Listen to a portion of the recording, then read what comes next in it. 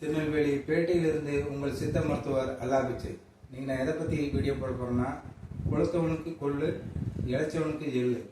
அதாவது இதை பற்றி நான் இது எப்படி சாப்பிடணும். அதாவது கொளுத்தவனா நம்ம உடம்பு அதிகமாக இருக்கிறவங்களுக்கு வந்து கொள்ளு சாப்பிடணும்.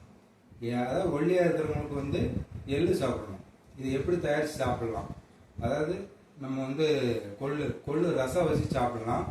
அதே இது பாருங்கள், காலையில் அதிகாலையில் நல்லா கொதிக்க வைங்க. அதில் மிளகு ஜீரகம் போட்டு ஒரு கைப்பிடி அளவு கொள்ளு போடுங்க. அப்புறம் அதில் வந்து மிளகு ஜீரகம் இது போட்டு நல்லா கொதிக்க வச்சு வெறும் வயிற்றுல குடிச்சிட்டு வந்தீங்கன்னா, ஒரு மணி நேரம் 48 நாள் குடிச்சிட்டு வந்தீங்கன்னா உங்களுக்கு அந்த எடைகள், அதாவது கெட்ட கொழுப்புகள் வந்து கரைஞ்சி போயிடும்.